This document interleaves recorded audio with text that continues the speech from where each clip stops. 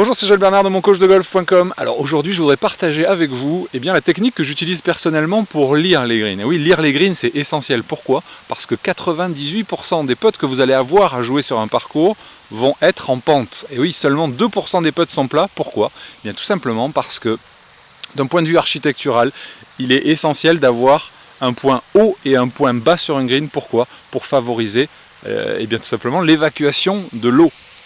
Moralité, c'est rare de se retrouver parfaitement à plat. D'ailleurs, au passage, quand vous vous entraînez au putting, arrêtez de ne faire que des putts plats. C'est bien, allez, les 5 premières minutes, les 10 premières minutes pour vérifier si sa balle roule bien, etc. Mais après, entraînez-vous dans les pentes, puisque vous aurez 98% du temps des putts en pente. Allez, c'est parti, je vous montre comment je m'y prends pour lire les greens.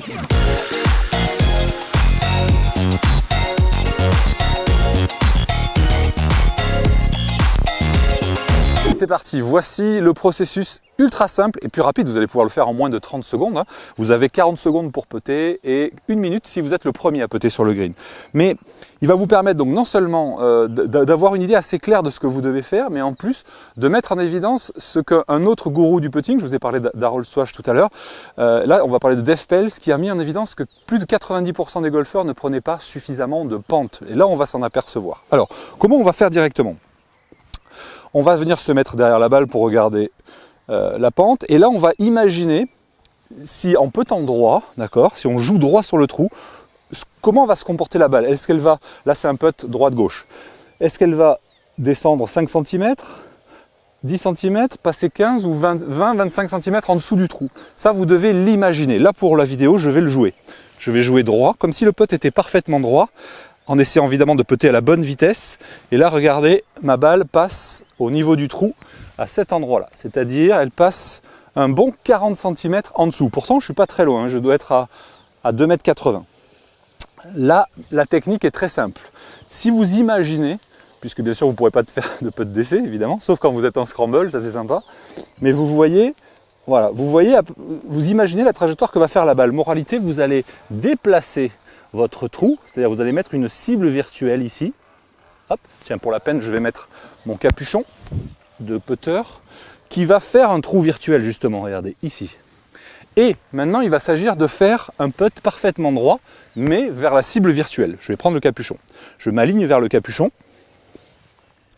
Hop. Je joue le tee, ou le capuchon. Et ensuite, je joue droit, je fais un putt droit vers là-bas. Un petit peu trop forte, je refais la même. Là la vitesse est meilleure, ça rentre.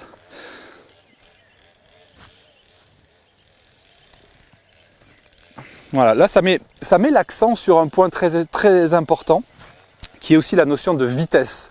Si vous êtes quelqu'un qui attaque, ou qui attaquait la balle, ou si vous êtes quelqu'un qui jouait plutôt à mourir, évidemment que la réaction de la balle ne va pas être la même, mais c'est pour ça que la lecture de pente est quelque chose d'ultra subjectif. Vous avez un joueur qui va vous dire ouais, tu vises 10 cm à droite, alors que c'est un très bon putter, mais vous allez la sentir 15 ou 20 cm, voire 5 cm en dessous, parce que vous jouez soit plus doucement, soit plus fort que lui. Donc vous voyez, la notion de vitesse, elle est aussi importante. Mais ce n'était pas le sujet de cette vidéo. Là, c'était vraiment pour vous aider à choisir, entre guillemets, enfin, utiliser cette technique de la cible ou du trou virtuel. Voilà, je vous propose de tester ça tranquillement dès votre prochaine partie. Vous allez voir, vous risquez d'être surpris par le nombre de putts que vous allez rentrer par rapport à d'habitude. En tout cas, c'est ce que je vous souhaite. En tout cas, une chose est sûre, c'est que si vous voulez cette partie d'imagination, c'est l'une des 4 parties que j'utilise dans ma routine complète qui s'appelle AVDF, que j'ai nommé AVDF, donc il comprend 4 étapes. Et avec ces 4 étapes, vous avez toutes les chances de faire passer votre putting à un autre niveau. Et vous le savez, au golf, le putting, ça compte énormément pour votre score. Donc, si vous voulez découvrir et appliquer vous-même cette technique AVDF, c'est le thème du cours de cette semaine dans mon groupe de coaching. Vous savez, j'ai un groupe de coaching avec maintenant plus de 120 membres au moment où je tourne cette vidéo. Et chaque semaine, j'envoie un nouveau cours avec un plan d'action pour le mettre en application. Comme je dis tout le temps, la connaissance, c'est une chose, mais après, il y a la compétence. Et la compétence, pour y arriver, la seule option, c'est passer par la pratique. Et donc, ce que je fais au travers des fiches actions que je fournis à chaque fois avec le cours exclusif de la semaine, eh bien, ce que je cherche à faire avec ça, c'est vous faciliter la mise en application. Voilà, vous pouvez découvrir ce nouveau cours en cliquant sur le lien qui est juste dans la description de cette vidéo ou sur le i comme info si vous êtes sur YouTube. Et je vous retrouve tout de suite pour attaquer ce cours et changer votre putting définitivement. À tout de suite.